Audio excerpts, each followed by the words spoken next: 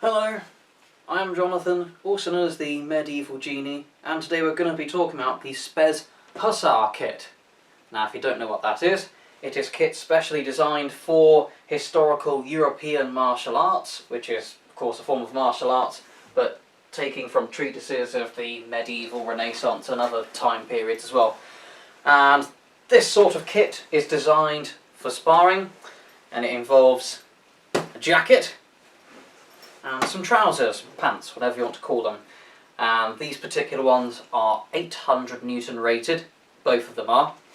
And they're designed for sparring using steel swords, including long swords like this, sabres, arming swords, other various items like that. And I'll be showing you how they look. So first, let's talk about these trousers that I'm wearing now. So these are the Spes Hussar trousers. As you can see, part of their sort of design involves this sort of white strip coming down. Now, I've had similar stuff before. I had the Red Dragon trousers. So they've got a similar attachment system, of course, you know, do the Velcro and the zip on the front, but they also have these. It's quite difficult because I'm wearing black, I always do it seems, but you can see you've got these braces to help attach it. I'll also show you around here. It's got a sort of part, difficult with the camera up there, parts that adjust so you can untighten the straps. You can also cross the straps over, which I tend to do with my Red Dragon ones. With this one though, I don't know why, it seems to feel like it tries to choke the neck a bit, so I'm wearing them vertically this time. Now, in comparison to the Red Dragon ones, these do seem to be better. Again, this more first impressions, I haven't had a chance to use them properly yet. But you've got the protection around the front. You don't have protection around here in the groin because you're expected to wear a cup or similar groin guard. Interestingly though, it doesn't seem to protect around here on the upper legs. This part in particular. The groin guard will extend sort of halfway out. So there's a little bit of a gap here that I'm worried about, but we'll see how that goes. On the back though, unlike the Red Dragon trousers, it covers around to back here, so basically you have to be hit. This part of the thigh is covered, all the way down to here, and I'm a short man at only 5'7", so give you a further back look. I'm in my socks at the moment, there we go. It covers, as you can see, almost all the way down my shins. But I would still wear, well, probably look at wearing some greaves of it. However, as upper leg protection, they are great, and also may mean that if you're not usually one who wears greaves, there's less chance of you breaking your leg. So that's a plus. You've got it covered out here, all the way down the leg. Inside for the thigh is also covered. And the only part that is unprotected is basically the sort of bit behind the thigh around here, and in order to get struck there you'd need quite an unlucky hit, and pretty much completely from behind. And in some tournaments that's banned.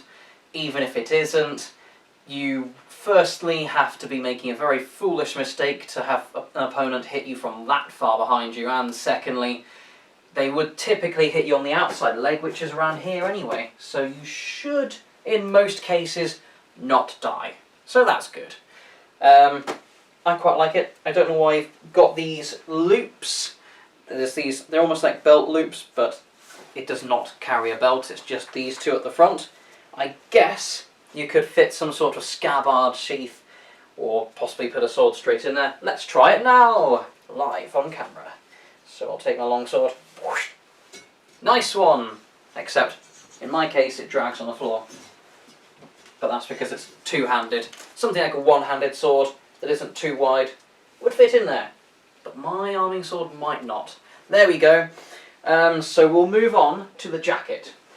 Now this one will be quite similar to what a few of you, if you're into historical European martial arts, you might be familiar with the Spes AP, or named after Axel Petersen jacket.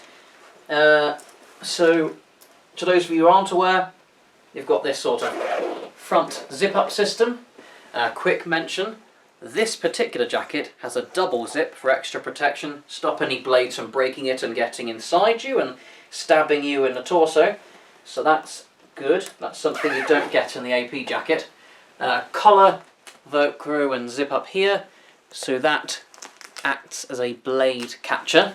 That prevents you from getting stabbed in the neck. It's not perfect, so you should always wear extra protection like a gorget, especially against steel weapons. You get these sorts of, you get padding all around, so that provides resistance. Like I said, up to 850 Newton piercing protection and slashing protection. So if a blade should, let's say, snap and continue trying to puncture through during a thrust or something, it means that you're going to be safer and not die horribly during the process of friendly sparring or a tournament. What I would mention is, in terms of what's different, is that this starts out fairly similarly to that Axel Pettersson jacket. The key differences are the extra inserts. Apart from, of course, the 850 Newton instead of 800 Newton, sorry, instead of 350 Newton rating, you've also got in here, in the forearms, I will try to show you, but it's got rigid plates. I think they're plastic, doesn't matter.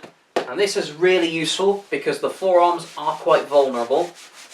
So that's a plus. So you've not just got padding, but you've also got hard protection to add that degree of spreading the force out and also deflecting a blow rather than just padding and absorbing the shock.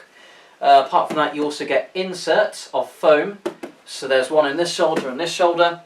You also get inserts in the front of the jacket.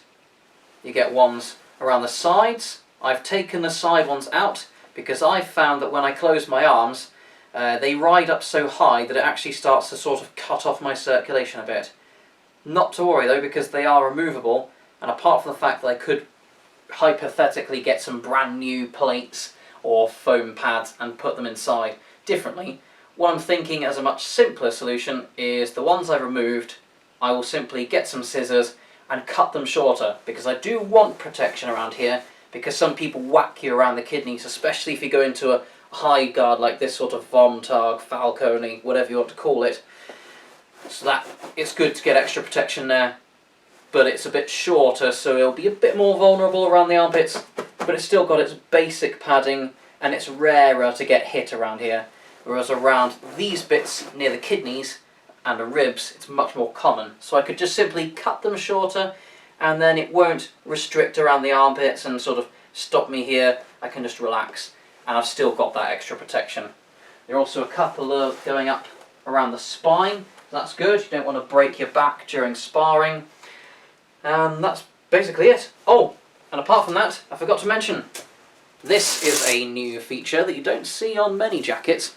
So you've got this Velcro here. So I've got it loose at the moment, just like that. I can easily put my arms in and out. But if I wish to tighten them so that they fit more snugly to gloves and to, you know, sort of certain van brace designs and things like that, you've got this sort of split, and that, I think, to add, you know, you've still got the protection extending over, but this gives it more give, for lack of a better word. It does help, and it means that you can fasten a Velcro much more tightly, and then it's very secure to the wrist. So if you have worries about certain gloves and gauntlets or forearm guards having trouble, you know, sort of trying to interact with the jacket, this can help a lot. I personally don't have many, if any, problems, but it's a nice touch, and it means that I can buy a more diverse range of equipment to complement it in the future. So that's a plus as well. Plus also, with it fitting more tightly, it's better for the movement, as opposed to here where there's a little bit of movement of the hand. Again, I've never really had any problems with that, so I wouldn't give that a negative to other jackets. It is going to be mostly to do with making other equipment complement it. In terms of, with both pieces of kit, I find currently the jacket and things are a lot stiffer, but that's because it's brand new. I remember my softer AP jacket being quite stiff when I bought it as well, so I reckon after I've given a bit of wear in, it's going to be quite good. But I've only got a little bit of room in here, but I mean, I can go into things like here, which is the guard lady from Fiore.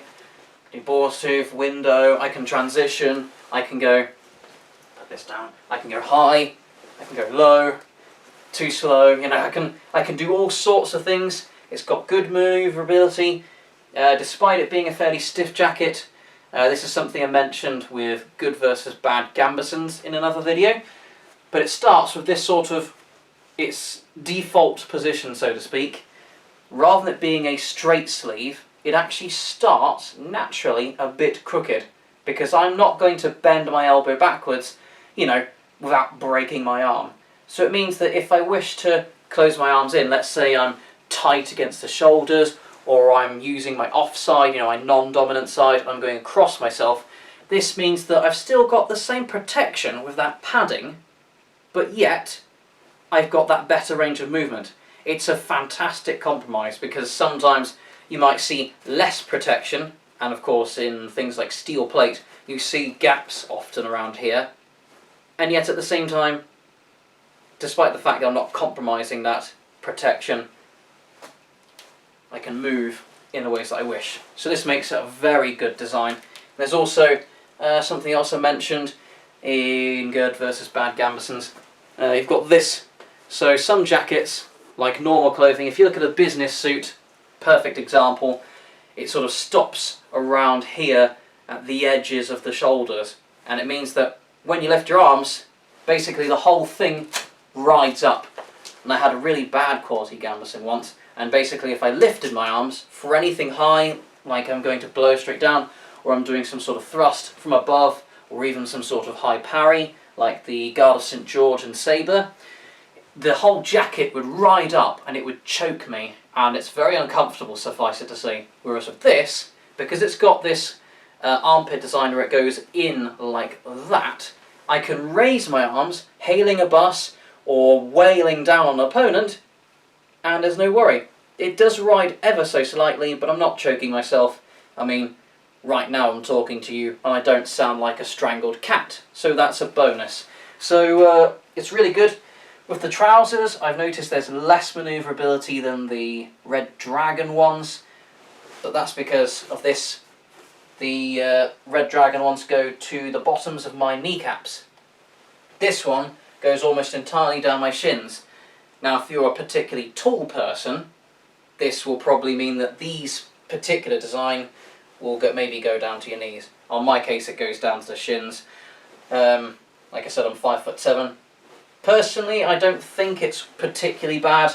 If I was doing some sort of really over-the-top sort of lunging like some people do with rapier, maybe it might be a bit too restrictive, but for someone who does more subtle sort of, offline steps and general sort of passing steps, shuffle steps and other movement, I really don't find it that restrictive. I can move around, I can do, you know, all sorts of steps around, I can fight as I need to.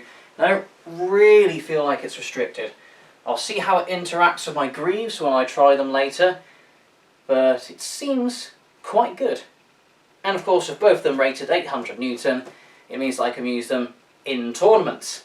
So if you ever wish to go into HEMA tournaments, sometimes it's okay to have something like a 350 Newton rated jacket. Some tournaments, especially with nylon weapons, say, you know what, it's your choice, you don't mandatorily need a jacket at all, but something like this, even with the toughest of restrictions, you can get into a tournament wearing this sort of kit. You only need to worry about the extra items like the gauntlets and mask and the obvious things. So it's really good. I actually do quite like this, and I'm looking forward to trying this, especially against some of the hard hitters I get in the club, and I'll feel a lot more safer and more confident fighting them, but I'll mentally remind myself not to be suicidal. So that's that for today. I hope you enjoy it, and I will give each of these items individual reviews when I've had months and time, especially after Fight Camp, which is coming up in August. Once I've had that chance to thoroughly test it out against a wide variety of opponents and different scenarios, that's when I can give you an in-depth review of how good I really think they are. These are just first impressions, but if you wish to learn more about this sort of stuff, or about HEMA in general, feel free to let me know in the comments, and I shall see you in the next video. Ta-ra for now.